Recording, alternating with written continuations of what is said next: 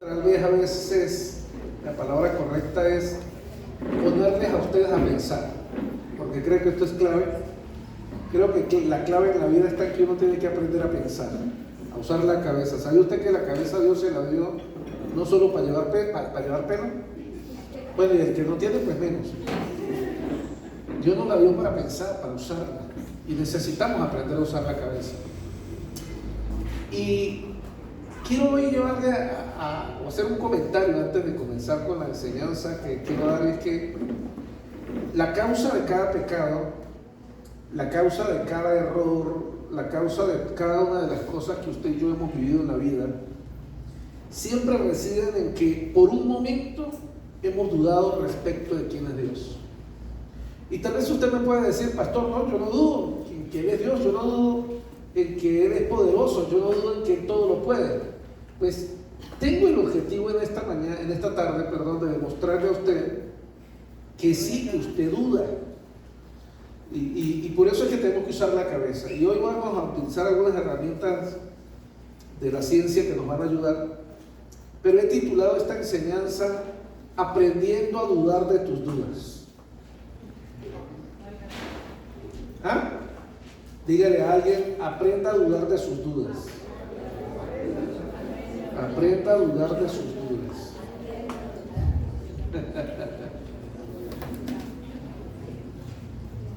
Juan capítulo 16, en el verso 9, en la Nueva Traducción Viviente, dice que, en la Nueva Traducción Viviente, me gusta cómo aparece en esta versión, dice: el pecado del mundo consiste en que el mundo se niega a creer en mí. Palabras de nuestro amado Jesús. ¿Ok? Si quiere, búsquenlo allí en la Nueva Traducción Viviente, en la NTV. Me gusta porque las otras versiones son más sencillitas. Esta es un poquito más gordita, tiene más cuerpo. Dice Juan 16:9. Dice: el pecado del mundo, escuchen lo que está diciendo, el pecado del mundo consiste en que el mundo se niega a creer en mí. ¿Quién dijo estas palabras? Jesús, nuestro Señor. Nuestro Señor está diciendo que este mundo está perdido por una sola cosa: que el mundo se niega a creer en Él. De por nada Juan 3:16 dice que Él vino a salvar el mundo, para que el mundo no se pierda. Pero para que el mundo no se pierda, la Biblia dice que el mundo tiene que creer en Él. Él vino a los suyos, pero los suyos no lo recibieron. Por tanto, todo aquel que cree en Él y en sus palabras será salvo. O sea que el secreto está aquí, en aprender a creer en Dios. Y mismo Jesús dice: el que se pierde porque no quiere creer en mí. Ahora, cuando no crees que Jesús es quien dice ser, o que hará lo que dice que hará, esa es la raíz de todo pecado. Cuando yo dudo y no puedo creer en que Jesús es quien dice ser, cuando yo dudo y no puedo creer que Él va a hacer lo que ha prometido hacer, esa es la raíz de todo pecado y de todo error que hay en mi vida, o de todo error que hay en tu vida. Fíjate, por ejemplo, en Marcos 9:23, cómo dice y respalda esto. Marcos 9:23, en la Reina Valera, dice: Jesús le dijo: si puedes creer, al que cree todo le es posible. El que puede creer y el que no puede creer, todo le es imposible. Entonces, date cuenta que hay un punto clave aquí para ver la gloria de Dios, y es que yo tengo que ser alguien que pueda creer. Yo necesito creer. Hebreos 11:9, en la NTV, dice: de hecho, sin fe es imposible agradar a Dios. Todo el que desea acercarse a Dios debe creer que Él existe y que Él recompensa a los que le buscan con sinceridad. Una vez más, creer es la clave de todo. Entonces Jesús dice: el mundo está perdido porque no pueden creer en mí. Ahora, yo me imagino, o yo le pregunto a usted, si la clave del éxito de una vida cristiana está en aprender a creer en Dios, si este mundo, el secreto está en que aprender a creer en Dios, ¿cuál cree usted que es la estrategia que Satanás usa como enemigo de Dios y de la humanidad? Llevar a que la gente no crea en Dios. Y eso se encuentra en la duda. ¿Qué es lo contrario a la fe que les he enseñado antes? A ver, si recuerdan alguna vez, me han parado alguna prédica. ¿Qué es lo contrario de la fe? No. No. O sea, sí, pero no. Sí, pero yo he utilizado terminologías más adecuadas. ¿Qué es lo contrario a la fe? ¿Pero por qué dudas para decirlo? ¿Por qué dudas? Incredulidad. Lo contrario a la fe es la incredulidad. Y la incredulidad, por supuesto, son dudas. Ahora, tal vez usted pudiera decirme en esta tarde, pastor, pero yo no soy un incrédulo. Yo soy alguien de fe. Pero ¿cómo medimos la fe? ¿Hay algún aparatico que o que se pueda sacar la sangre y ir al laboratorio para que le digan cuál fe tengo yo? ¿Qué nivel de fe tengo? ¿Cómo carrizos puedo yo saber si tengo fe? Que yo digo que soy alguien de fe. ¿Cómo se puede medir eso? Y si la fe es lo contrario a la incredulidad, entonces ya tenemos dos opciones. No solamente es necesario medir la fe, también puedo medir la incredulidad. Y del tamaño de mi incredulidad es lo contrario del tamaño de mi fe. Si mi fe es grande, entonces se supone que mi incredulidad es pequeña. Y si mi incredulidad es muy grande, entonces quiere decir que mi fe es chiquita. Pero ¿cómo carrizo pudiéramos medir eso? Porque es fácil hablar de fe. Y uno dice, sí, yo tengo fe. Pero me voy a la Biblia y el Señor dice, nos da un tremendo golpe y dice, si tuvieras fe como un granito de mostaza. O sea que el Señor está diciendo que usted y yo no tenemos ni siquiera la fe del tamaño de un granito de mostaza. ¿Cuántas veces Jesús le dijo a sus discípulos, a los santos discípulos, generación incrédula, hombres de poca fe? Ahora, usted y yo estamos aquí en este lugar, le servimos a Dios porque tenemos fe. Bueno, el que se acerca a Dios tiene que creer que le haya, porque si no, no le va a hallar. Y si lo estamos encontrando, quiere decir que al menos tenemos un granito de fe, de tamañito así chiquitico. Yo no sé cómo es el suyo, yo tampoco creo que sé cómo es el mío, pero hoy yo le voy a hablar de 5 emociones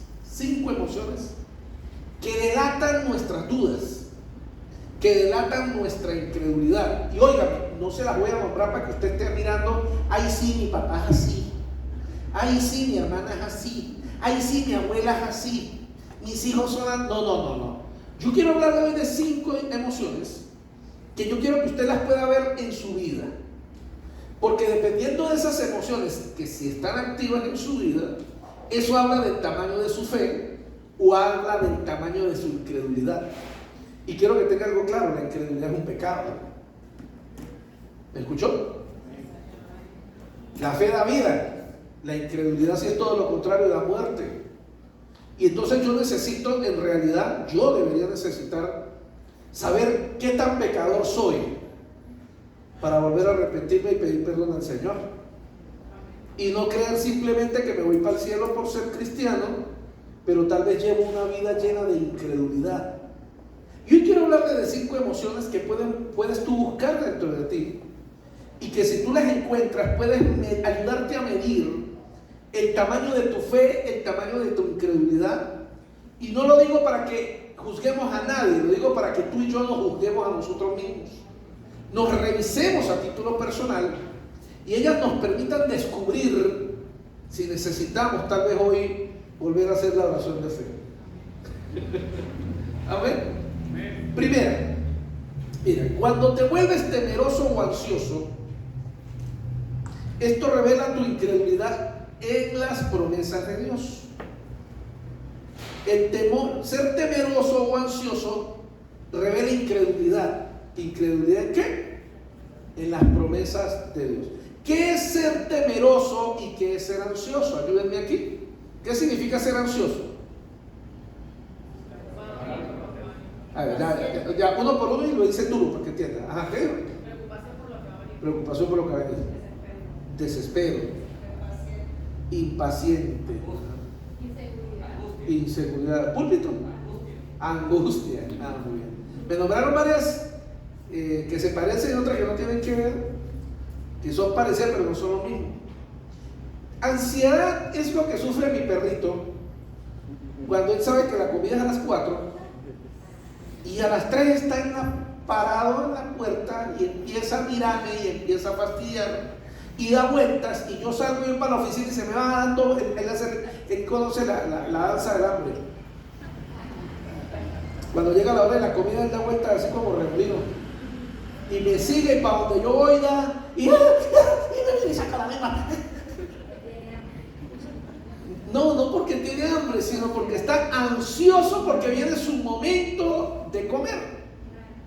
Eso es ansiedad, es desesperación. ¿Sí me están siguiendo? Cuando una persona está ansiosa, entra en emociones que le descontrolan. Habla, dice, se mueve. Las manos no las puede dejar quietas, para arriba, para abajo. Y las mete para acá y las mete para allá. No se puede quedar quieto en la cama, voltea la cabeza para la derecha, para la izquierda, media vuelta, voltea el pollito dándole varias vueltas a ver, pero el pollito no se cocina y no puede agarrar el sueño porque está ansioso por lo que viene mañana. La ansiedad tiene que ver con el mañana, la ansiedad tiene que ver con el futuro. La ansiedad es temor y es miedo por lo que va a venir. Cuando yo soy ansioso es porque yo no estoy seguro. Por lo tanto, un sinónimo que dijeron, inseguridad, tiene mucho que ver allí.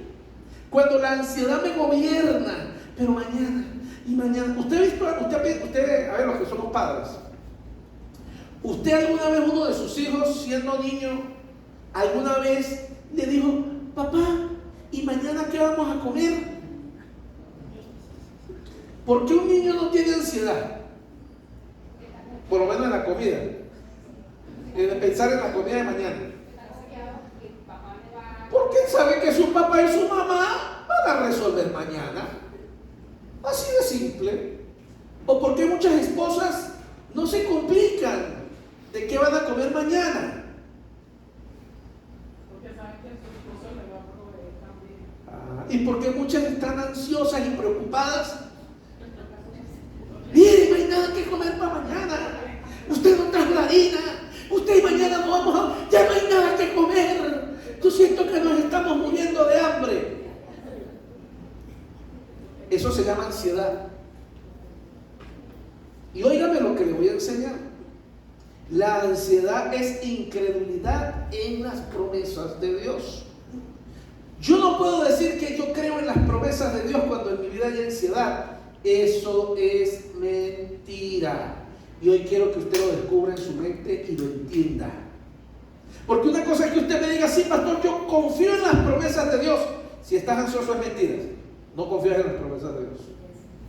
La ansiedad es lo contrario a la seguridad. Y alguien que confía en las promesas de Dios es alguien que no es ansioso. Es alguien que sabe descansar en la promesa que Dios le ha dado. Y yo creo que aquí tal vez hay algunos que se lo pasan como el perrito mío. Señor, ¿cuándo? Señor, ¿cuándo? Ahora, Señor, hoy sí. Y están acostados en la almohada y ¿será que mañana sí? ¿Será? No, quién sabe, tal vez. Y les da sed puro de estar ansiosos y toman agua puro de la ansiedad que están teniendo. Y no duermen, pero no acusan a nadie. Yo no sé, yo solamente sé cómo es la que duerme a mi lado. Yo no sé cómo es usted cuando duerme, si es que duerme. Yo duermo muy rico, por cierto, y sabroso. Yo no sabía que yo era dormilón. Yo criticaba a mi esposa porque a mi esposa le gusta pararse tarde, cuando no tiene nada que hacer, pararse tarde. Yo no, yo igualito tenga que hacer o no tenga que hacer, me paro temprano. Pero yo no había sacado cuenta que cuando yo me duermo a las 8 de la noche y me paro a las 5 de la mañana, he dormido 10 horas. Yo no había sacado esas cuentas. De que mi esposa lo que pasa es que se duerme a las 12, 1 de la mañana y me para obviamente que a las 6 de la mañana tiene sueño. Obviamente que a las 7, 8 todavía tiene sueño, pero ella cumple y se para temprano porque tiene hijos y tiene que hacerle la comida al hijo. Cuando el hijo no tiene clase, pues yo no tengo desayuno. No, al esposo no, mi amor. Gracias al hijo me hace el desayuno a mí. Gracias al Señor. Cuando el hijo está de vacaciones, el desayuno es tarde. Esa es la purita verdad. Pero gracias a Dios, lo que yo quiero enseñarte en este día es cómo la ansiedad en tu vida revela que realmente no confiamos en lo que Dios nos ha prometido. Pastor, pero o sea que uno tiene que quedarse tranquilo porque no, yo te estoy diciendo es que tú tienes que identificar para que puedas corregir. ¿Eres una persona ansiosa? ¿Eres alguien ansioso? ¿Te cuesta saber esperar?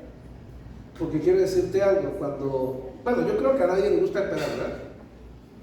Usted llega a una panadería y quiere que le vendan el pan rápido, a menos que le digan, si se espera 10 minutos, en 10 minutos sale del horno y se lo lleva calientico. Y ahí usted sí se siente y se acomoda. 10 minutos y mira el reloj, 9, 10. Pero usted sabe que la recompensa es que el pan está, y no hay cosa más buena que el pan recién hecho. Y si es pan francés ese que hacen aquí en Las Vegas, que yo lo descubrí fue hace poco, el sabor más recién hecho sí es bueno. Usted no necesita echarle un poquito de mantequilla, sino usted cómo se va derritiendo, desapareciendo. Solita se va desapareciendo la mantequilla y usted agarra y hace trac, porque es tostadito. Qué cosa más buena. Ya que va a probar el café y ya con eso.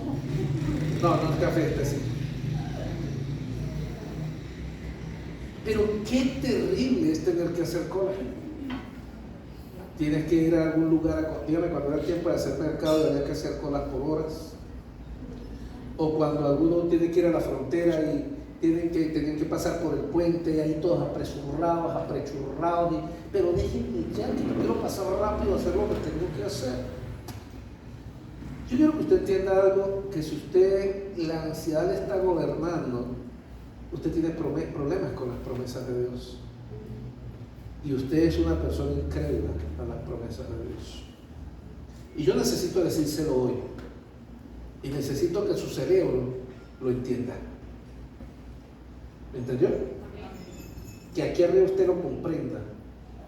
Porque cuando la ansiedad a mí me gobierna y yo estoy olvidándome de las promesas de Dios, yo estoy haciendo a Dios mentiroso. Y por lo tanto yo estoy pecando delante de Dios.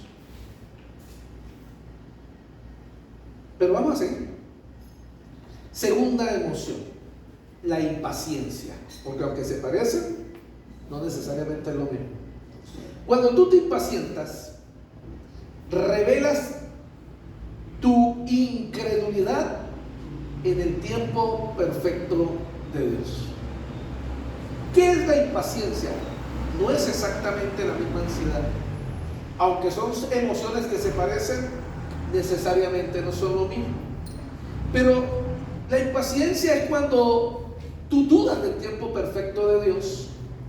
Y entonces pasa lo que ocurrió recuerdan a Sara y a Abraham.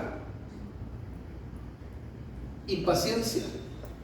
Y entonces Sara, en su impaciencia, porque no llegaba a lo que Dios había prometido, ella recuerda que Dios le hizo una promesa a Abraham y le dice a Abraham, Dios hizo una promesa y yo creo en esa promesa. Quiere decir que no era que estaba ansiosa, ella creía en las promesas de Dios, pero ella estaba desesperada porque ocurriera rápido. Impaciencia. Entonces Dios hizo la promesa, debe ser que la va a hacer de esta manera: acuéstate con mi sirvienta, que según la ley los hijos que ella tenga, como ella es de mi propiedad, los hijos que ella tenga son míos, así que vamos a ser padres los dos. Es decir, vamos a ayudar a Dios para que la promesa se cumpla. Yo creo en la promesa, pero vamos a ayudarlo para que un poquito más rápido, llegue más rápido el cumplimiento de la promesa. Mire, mi amado, mi amada, Dios tiene un plan para su vida. Pero quiero que usted entienda algo hoy. Dios nunca tiene prisa. Mire el que tiene al lado y dígale, Dios nunca está apurado. Los que andamos apurados, ¿quiénes somos? Nosotros. Pero Dios nunca está apurado. Dios nunca tiene prisa. Y además, Dios siempre llega al tiempo. Y eso es fácil de olvidar cuando quieres que las cosas sucedan en tu propio tiempo. Cuando quieres que las cosas sucedan en tu ya, en tu momento, es fácil olvidar que Dios es el dueño del tiempo y es fácil olvidar que Dios tiene un tiempo perfecto para todas las cosas. Miren, por si usted nunca lo había evaluado, toda la creación fue diseñada bajo un reloj de tiempo. Todo tiene un tiempo. La mujer para dar a luz, Dios la diseñó 9 meses. Las flores nacen en verano, se mueren luego Los niños, tanto tiempo para que se le caigan los dientes. Todo tiene un tiempo perfecto para que se desarrolle. Dios todo lo hizo perfecto en su tiempo, dice la palabra del Señor. Y lo que Dios ha prometido para ti tiene un tiempo perfecto para que se cumpla. Y la ansiedad es no cumplir en las promesas, pero la impaciencia es la desesperación por ayudar a Dios para que esa promesa se cumpla. ¿Alguien puede decir amén? Entonces, cuando tú quieres que las cosas sucedan en tu tiempo y no en el tiempo de Dios, tomas el asunto en tus propias manos, tomas decisiones y acciones, y luego es cuando te tienes que calar a un Ismael que te salió por tu atoro. Problemas que no esperabas tienes que cargarlos sobre tus hombros.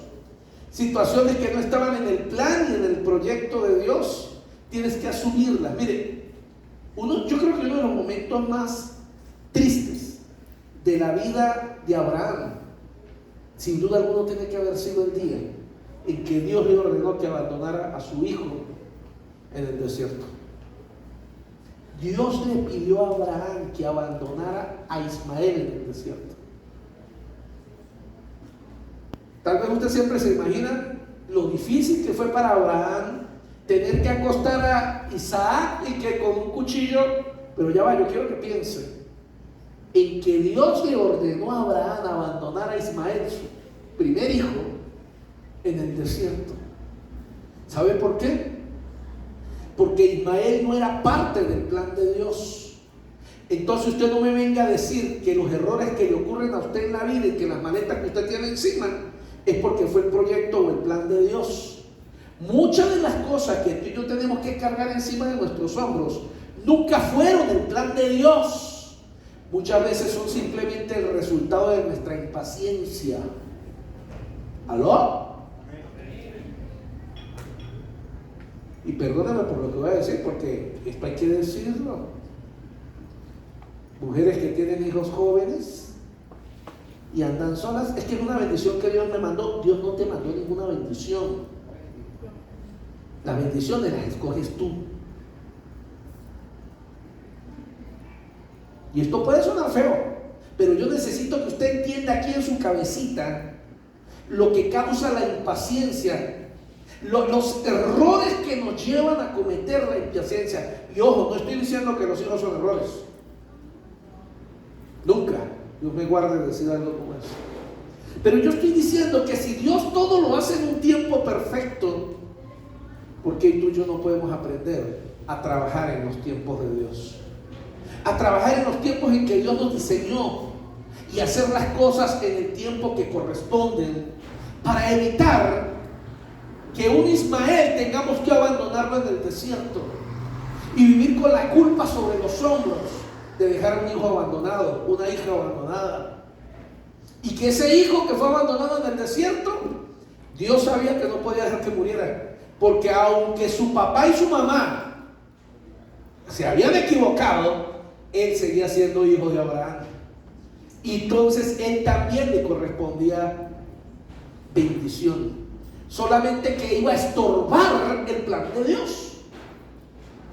Pero obviamente Ismael eso nunca lo entendió, y por eso los árabes siempre han odiado a los judíos y siempre quieren la destrucción de todos los judíos. ¿Por qué? Porque ellos reclaman y dicen: el verdadero primogénito es Ismael. ¿Sí te das cuenta de algo? ¿Cómo la impaciencia nos lleva a hacer negocios a lo tonto? Y luego perdemos dinero. Señor, pero yo voy a la iglesia, yo pago diezmo. ¿Cómo el diablo me viene a hacer esto? El diablo no te hizo nada, Dios no te hizo nada. Estabas impaciente. Y cuando la gente se pone impaciente, es más, todas las que vamos a nombrar, las emociones, a la gente se le bloquea el cerebro y no piensa, solamente actúa, y terminamos haciendo todas las estupideces que hemos hecho en nuestra vida.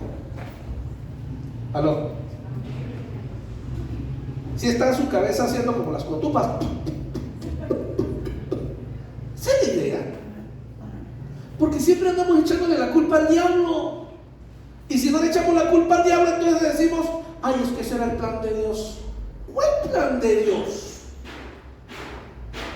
Si el plan de Dios es que tú tengas una familia próspera y bendecida, ¿por qué no está como ese plan de Dios?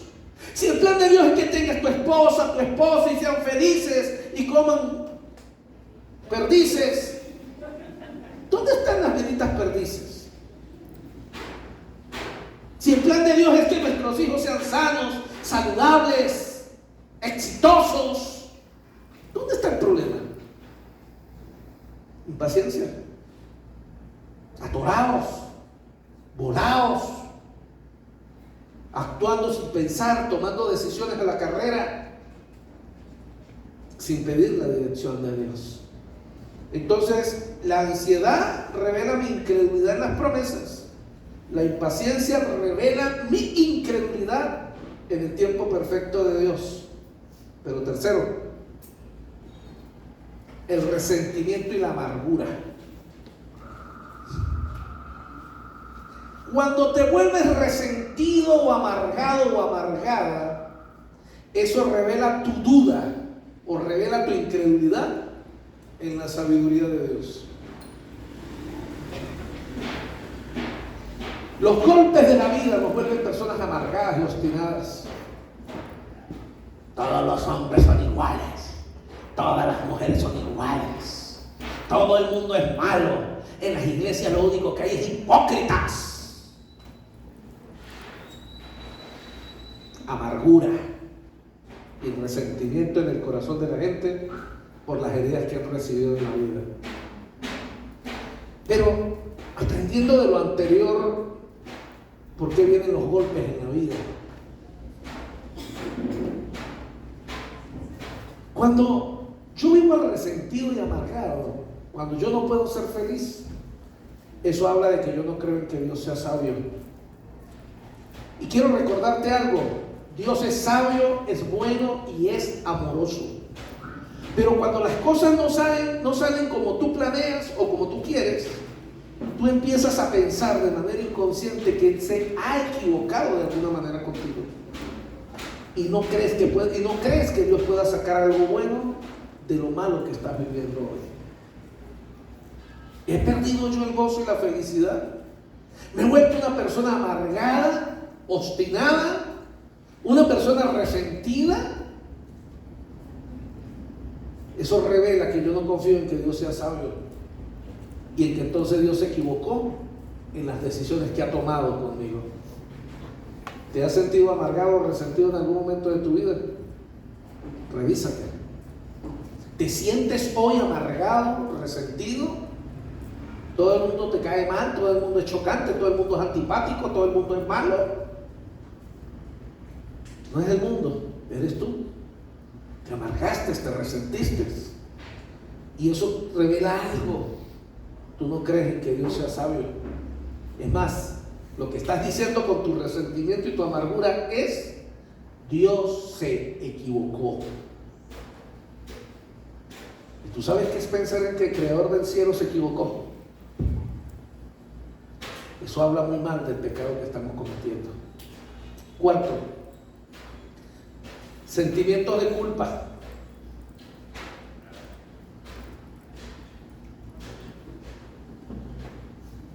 Cuando te refugias en sentimientos de culpa dentro de ti, eso revela tu incredulidad en el perdón de Dios.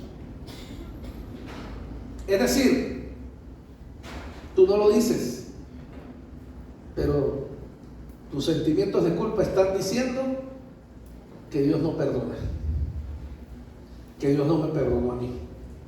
Me siento culpable por el pasado, me siento culpable por los errores que cometí, me siento culpable por los pecados que he cometido. Me decían, pastor, uno no tiene que sentir culpable. ¿Por qué? ¿Cuánto tiempo debería durar la culpabilidad de un cristiano o de un hijo de Dios?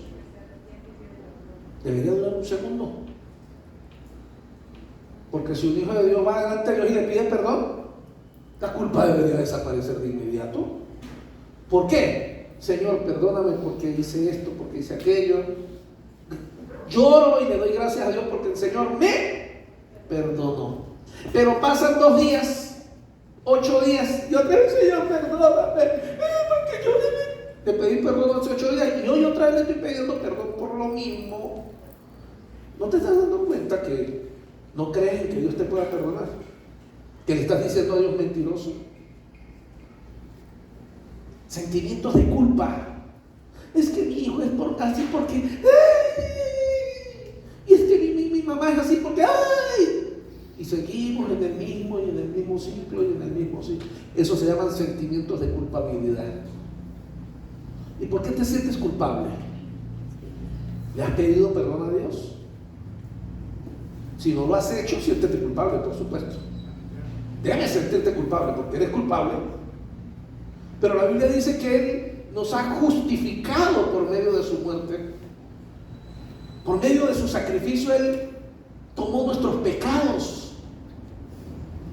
Entonces no puede ser que yo tenga una vida donde no puedo avanzar porque soy un culpable, que vivo sometido a mi mujer o a mi marido porque un día le fallé.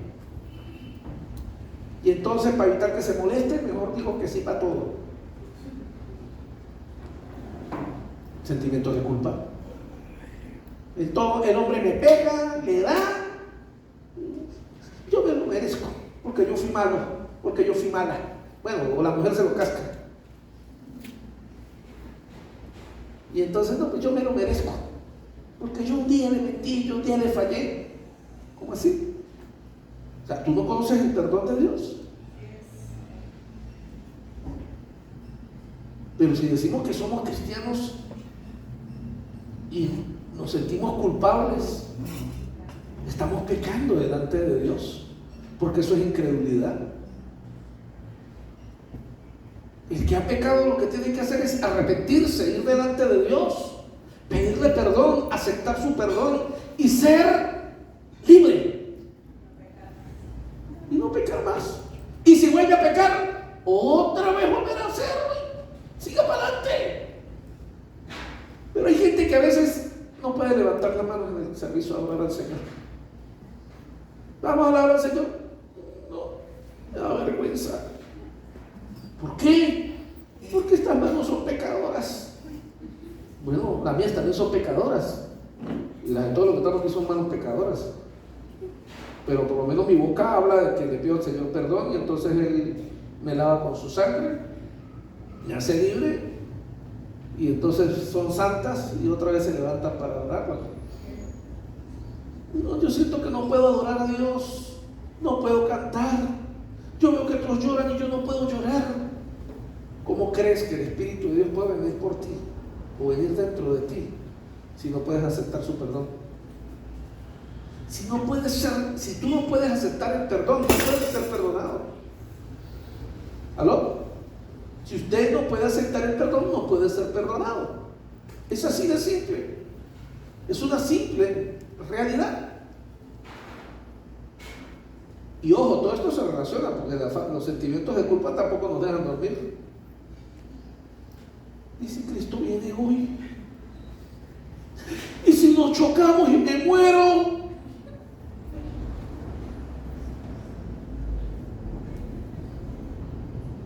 A mí me dicen que yo soy mal chofer, que les espanto las lombrices a los que montan en el carro. Pero yo le digo, empezando por la mujer mía de ahí para abajo, oré, y entréguele su vida al Señor.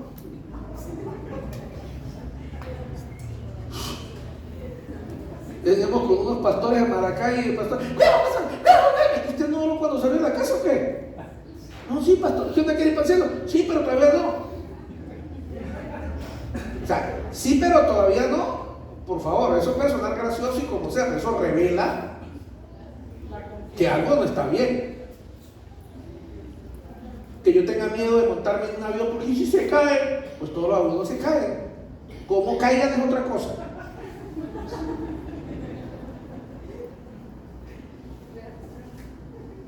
Es que mientras yo me sienta culpable, obviamente que mi mente me dice que voy para el infierno. Y por eso le tengo miedo a hablar de la muerte. Hay gente que cuando uno habla de la muerte, pastor, cállese, no la mencione. Uy, en nombre de Jesús.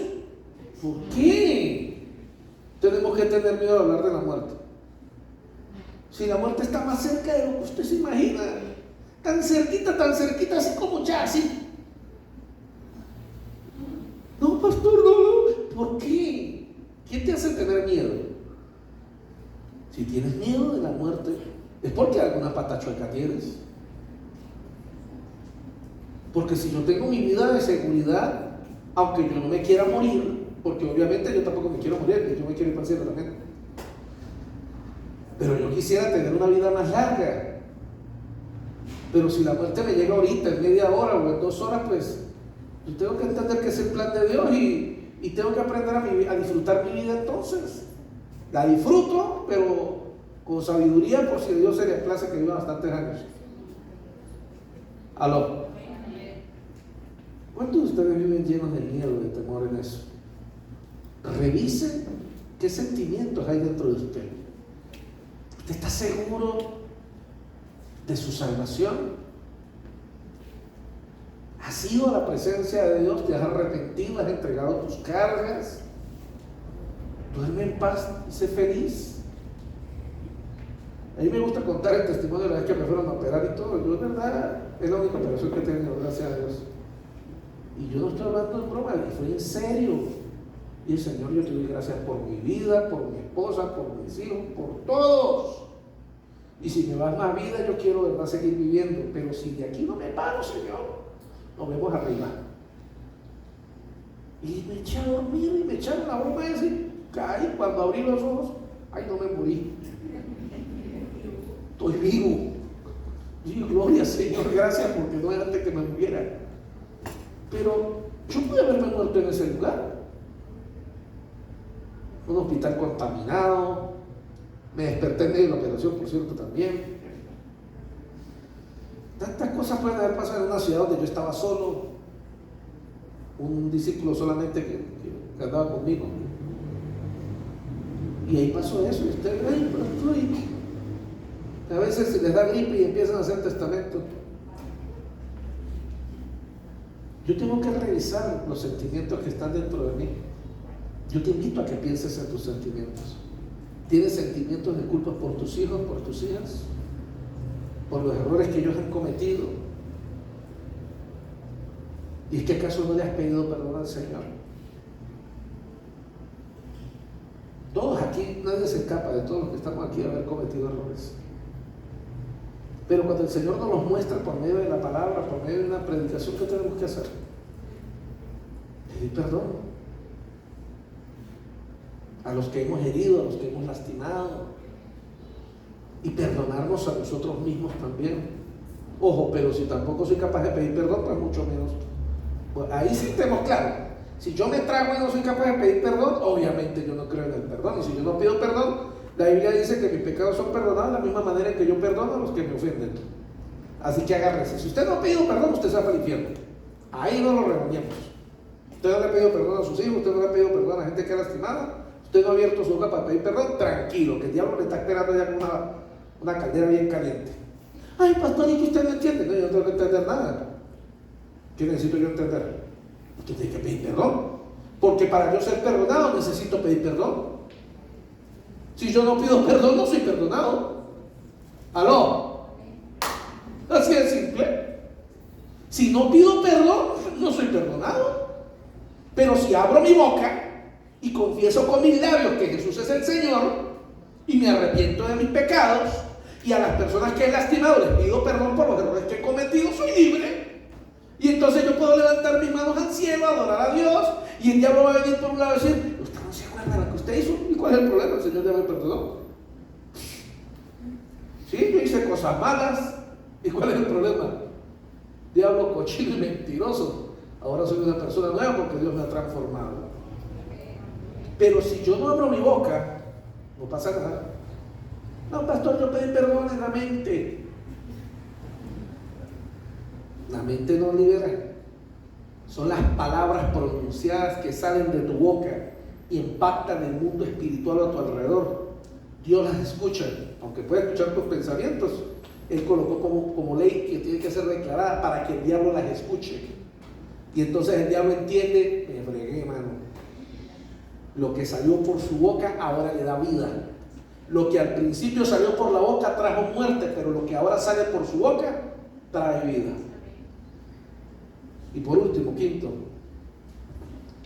cuando te sientes insuficiente, es decir, te sientes incapaz, sientes menos,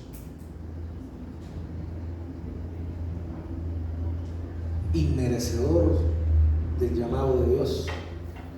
Esto revela tu incredulidad en el poder de Dios. Esto revela tu incredulidad en el poder de Dios. Dios ha dicho que su poder se manifiesta mejor. Escuche lo que dice la Biblia.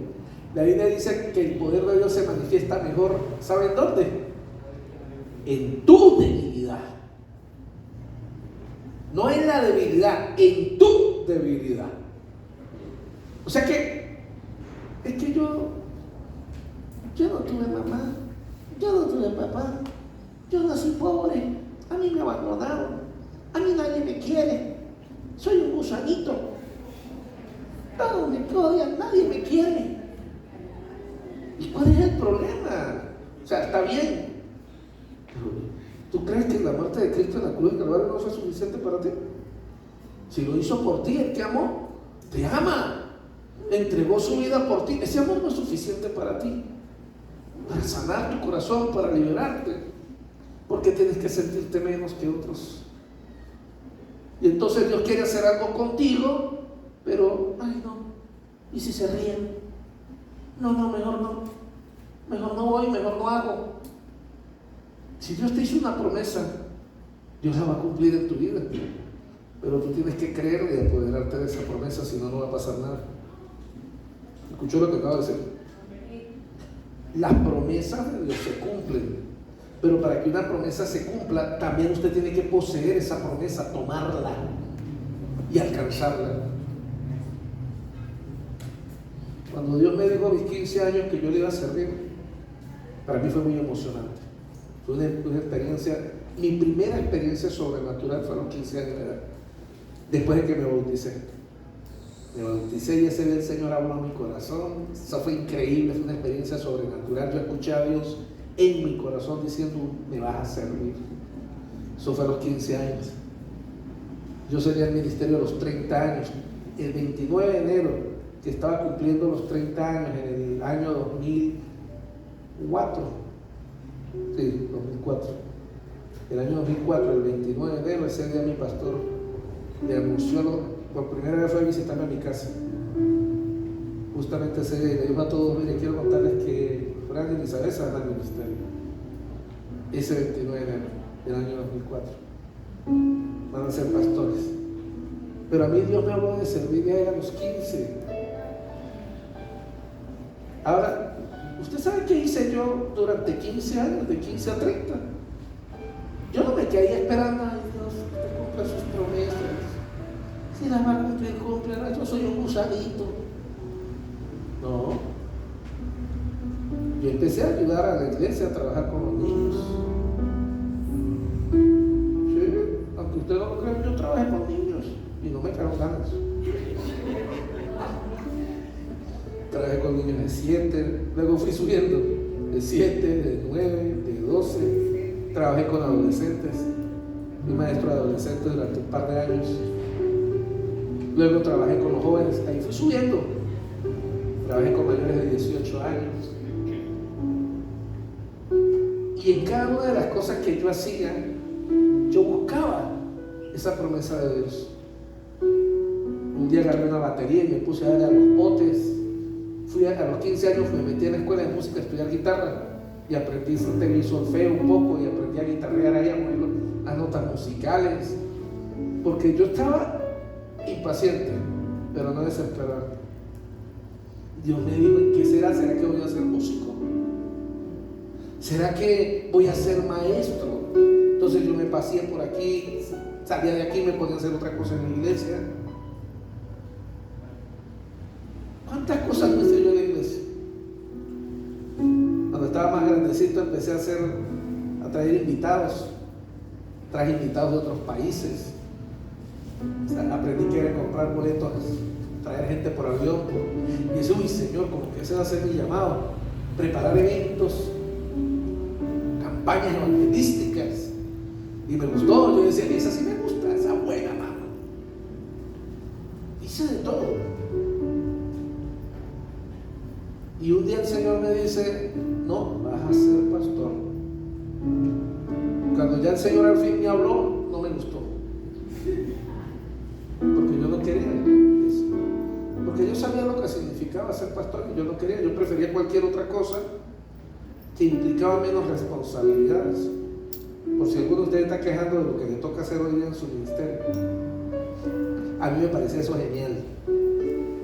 Y yo quería quedarme en cualquiera de esas, menos en este. Pero Dios llama. Y este muchacho, que en su testimonio nació en un humilde barrio, mayor de 5 hermanos, que no tenía expectativas de mucho, pues fue el que Dios le escogió. Y fue el que Dios dijo que quería hacer. ¿Usted cree que yo muchas veces me pregunté yo? Aparte que no me gusta, yo podía predicar. Yo les he contado, la primera vez que yo prediqué realmente fue el día que me nombraron pastor. Ese día que me nombraron pastor fue la primera vez que prediqué. Yo nunca había predicado. ¿Y saben por qué no lo había hecho? Porque yo no quería ser pastor. Yo fui al seminario, pero yo no quería ser pastor. Yo quería aprender de la Biblia. ¿Por qué quería aprender de la Biblia? Porque Dios me dijo que le iba a servir. Y yo estaba desesperado por aprender todo lo que pudiera aprender, porque había una promesa en mi vida. Él me hizo una promesa, un llamado, y durante 15 años guardó silencio, y lo único que yo escuchaba decir: un día me vas a servir. ¿Pero en qué, Señor? ¿En qué? Me entraba impaciencia, me entraba ansiedad, gracias a Dios nunca amargura. Sentimiento de culpa también viví, cuando le fallaba al Señor y el diablo me lo restregaba en la cara. Y a veces, ¿usted piensa que le va a servir al Señor? Y agachaba la cabeza y me echaba a morir. Pero descubrí que Dios nunca olvida las promesas que nos hace. Mis amados, no importa qué tan pequeño o miserable tú te sientas, Dios escoge a los más pequeños para avergonzar a veces a los más fuertes. Así es como Dios lo hace. Dios a veces coloca a un pequeño José, que lo saca de una cisterna, abandonado por sus hermanos, que nadie lo quería, y lo convierte en el rey de Egipto. A veces Dios hace eso. A veces Dios saca gente de los barrios, como por ejemplo mi pastor Eleazar mi apóstol Eleazar y mi apóstol Norma. Cuando me cuentan, ella nos contaba de los barrios malos de allá de Maturín, y luego se mudó para los barrios malos de Caracas, y ahora es un apóstol del Señor. Dios no saca a la gente de solamente de lugares buenos, a veces, o la mayoría de las cosas, la mayoría de las veces Dios escoge a los menos capacitados. Porque también aprendí algo que lo dice la palabra de Dios: al que más se le perdona también ama más. Por eso el hijo pródigo, cuando vuelve a casa, marca a su papá. Y el hermano que estaba en casa, que no era tan pecador, sucede que más bien despreció al papá. ¿Sí lo analizan? Porque dijo que era el pecador valor del amor, mientras que el otro que no había pecado, supuestamente no había pecado, era medio bueno, no podía entender el valor de la paternidad. Usted no permita que el diablo le diga mentiras, o mejor dicho, que le diga verdades traicioneras. Es decir, si tal vez has fallado, te equivocaste. Muchos de ustedes son divorciados, perdieron matrimonios, tuvieron hijos sin esposos, fueron abandonadas o abandonados, comenzaron muy jóvenes, cometieron errores, estuvieron en la cárcel. ¿Y qué? ¿Y qué? Eso es pasado. Muchos de ustedes tal vez no tuvieron un papá, una mamá que les amara, no tuvieron el ejemplo de un papá a su lado. Y entonces uno puede pensar, no solamente los que, así como los hijos del pastor, que sí tuvieron un papá y una mamá que los amaran. Ah, bueno, tal vez Fran David y Fran sí tienen un ministerio porque el papá y la mamá la cuidaron más. No dejen que el diablo le diga esas mentiras. Conozco muchos siervos del Señor hermosos que nunca conocieron el amor de su papá o su mamá, pero cuando conocieron a Dios, ese Dios los cubrió todo. Conozco testimonios de hombres, de mujeres de Dios que vivieron en la miseria, absolutamente sin nada, y de allí Dios les levantó. He conocido gente que predica sin saber leer. Yo no entiendo cómo hacen eso, pero lo hacen, y uno se da cuenta que es de Dios porque el mensaje llega.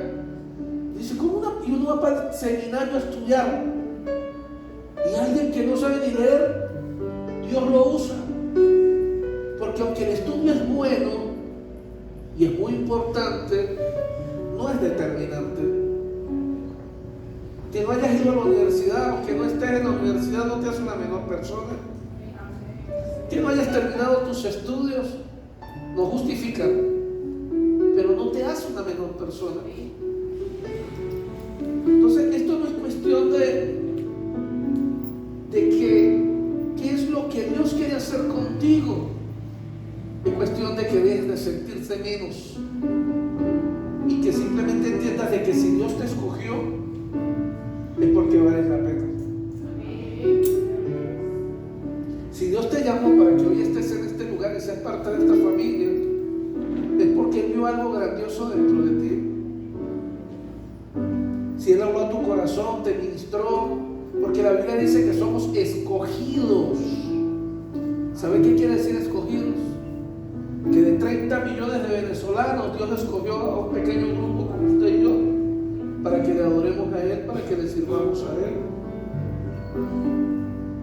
Eso significa ser escogido, significa ser apartado. Y yo solamente sé que es ser apartado como cuando estábamos muchachos y mamá nos mandaba a apartar, a revisar las caraotas, ¿de acuerdo? Y usted las metía en la taza y empezaba a sacar las piedritas. O las metía en agua y lo que flotara estaba dañado. Sacó lo bueno, quitó lo malo y dejó lo bueno. O al revés, sacó lo bueno y quitó lo malo. Eso significa ser escogido por Dios. Pero a veces nosotros nos concentramos en lo que el diablo nos dice aquí en la mente. 5 mentiras que Satanás trabaja por medio de nuestras emociones.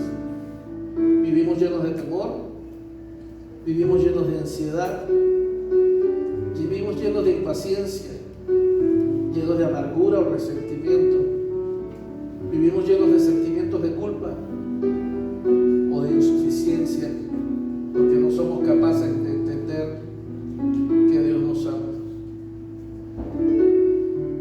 Si quieres cambiar esos sentimientos de temor, de impaciencia, resentimiento, culpa o insuficiencia, hoy yo te quiero invitar a que hagas algo. Aprende a dudar de tus dudas. ¿Te escuchó? Dude de esas dudas que usted tiene. Dígale al de al lado, aprenda a dudar de sus dudas. Vamos, dígale. Aprenda a dudar de sus dudas.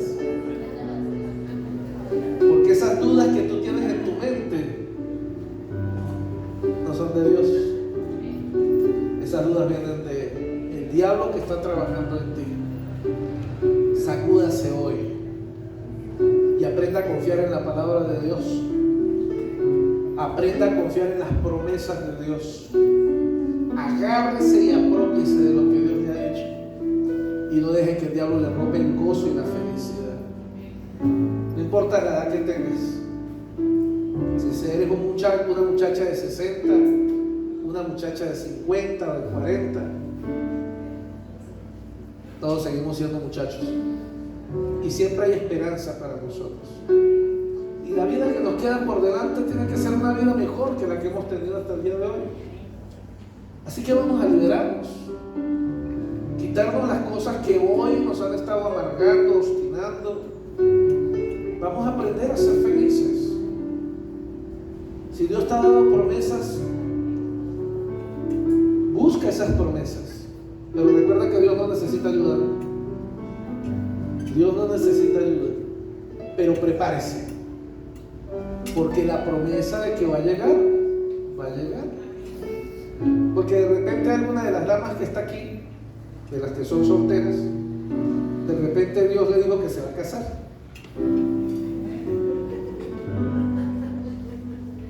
¿Sabe qué? No, yo estoy diciendo, Dios le dijo, no yo ni nadie. No crea lo que nadie le diga.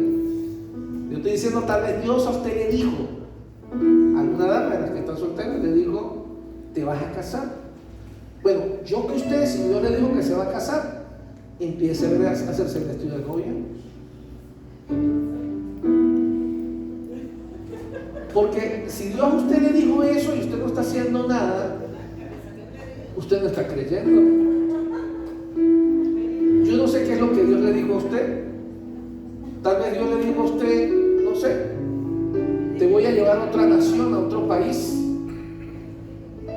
Tal vez Dios le dijo, te voy a llevar a otra nación, a otro país. Por lo menos ya sacaste el pasaporte. Porque si no lo sacaste, quiere decir que tú no crees en esa promesa. Ojo, si Dios se lo dijo, no que otro se lo dijo. Porque una cosa es que alguien le diga a usted, no, usted debería casarse. No, usted nadie le tiene que decir si usted tiene que casarse. Si usted está feliz soltera, quédese soltera. Pero si usted en su corazón tiene su corazoncito y en el corazoncito Dios le dijo, sí, le voy a dar a alguien para... Y Dios le dijo, Dios le dijo. Tal vez Dios le dijo a usted que iba a ser un empresario, alguien de negocios. Bueno, entonces yo le pregunto, ¿ya aprendió matemática? Hágase un cursito de administración, hágase un cursito de contabilidad. Pero de repente hay gente que le dice a uno, sí, Dios me dijo que yo soy un empresario. Ay, pero a mí no me gustan los números. Dudo que Dios te vaya a dar negocios si a ti no te gustan los números, porque ese negocio va a fracasar. Tal vez alguien aquí Dios le dio la promesa de que un día va a ser pastor o pastora o le va a servir al Señor. ¿Cómo vas en tus devocionales?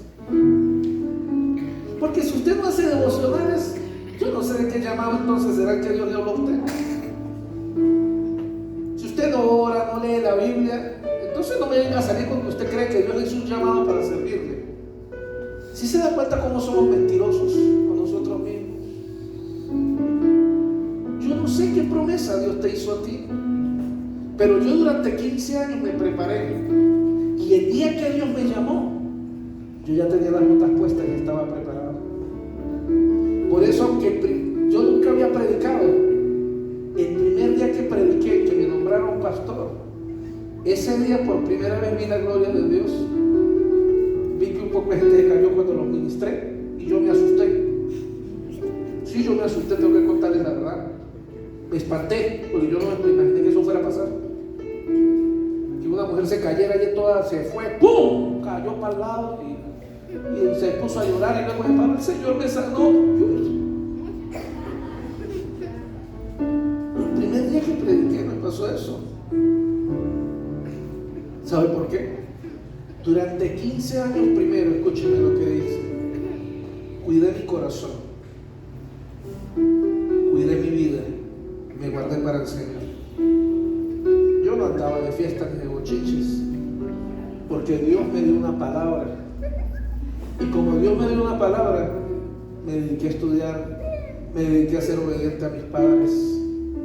Mire, puede sonar cómico y gracioso, pero más fue lo que fue mi esposa a la casa de mis padres para que saliéramos que lo que yo fui a la casa de mi suegra para que saliéramos. El que era de casa era yo, no mi esposa. Mi esposa ya se había ido de la casa desde hace rato. Yo salí de mi casa, no de Vero y Corona. Yo salí de traje.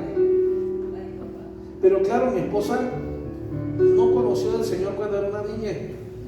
Pero el día que la conocí, ella conoció del Señor y cambió su vida.